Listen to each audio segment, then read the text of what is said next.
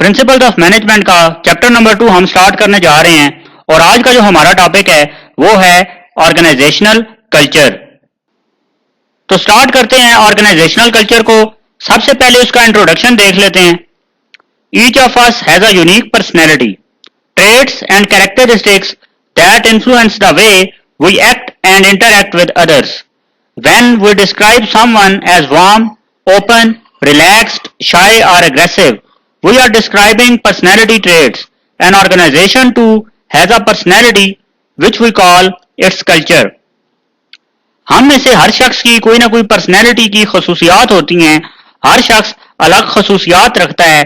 इसी तरह एक ऑर्गेनाइजेशन की भी एक पर्सनैलिटी होती है और उसी पर्सनैलिटी को हम उसका कल्चर कहते हैं।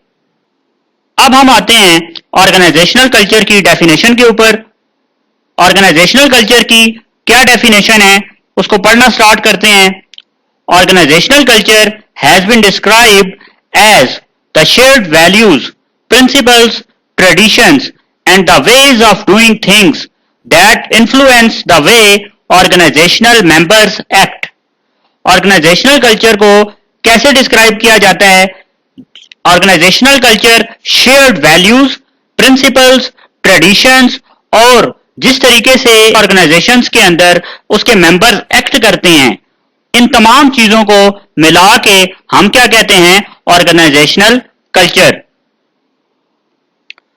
The definition of culture implies 3 things. अब हमने ऊपर ऑर्गेनाइजेशनल कल्चर की डेफिनेशन को पढ़ा। अब हम देखेंगे कि ऑर्गेनाइजेशनल कल्चर की डेफिनेशन से हमें कौन सी चीजें पता चली। हमने ऑर्गेनाइजेशनल कल्चर की डेफिनेशन को पढ़ के क्या देखा? First, culture is a perception. It's not something that can be physically touched और seen, but employees perceive it on the basis of what they experience within the organization. Culture एक ऐसी चीज नहीं है जिसे हम टच कर सकें या देख सकें, बल्कि कल्चर एक ऐसी चीज है जो कि परसेप्शन पे बेस करती है, जो कि ऑर्गेनाइजेशन के अंदर उसके एम्प्लॉइज एक्सपीरियंस करते हैं। Second, the organisational culture is descriptive. It is concerned with how members perceive the culture and describe it, not with whether they like it.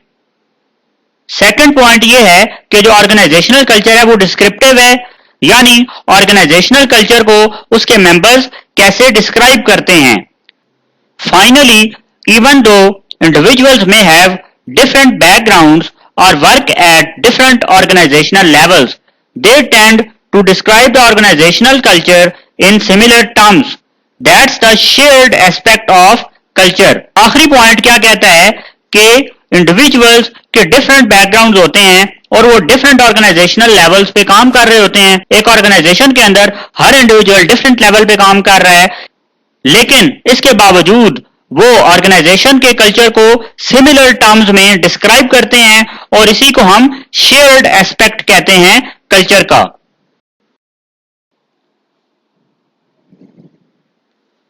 यहां पर बात आती है कि स्ट्रॉन्ग कल्चर और वीक कल्चर क्या होता है। तो सबसे पहले हम ये देख लेते हैं कि स्ट्रॉन्ग कल्चर क्या होता है। Those in which the key values are deeply held and widely shared. Strong culture के अंदर की वैल्यूज को डीपली हेल्ड किया जाता है और वाइडली शेयर किया जाता है। Culture conveys consistent messages about what's important.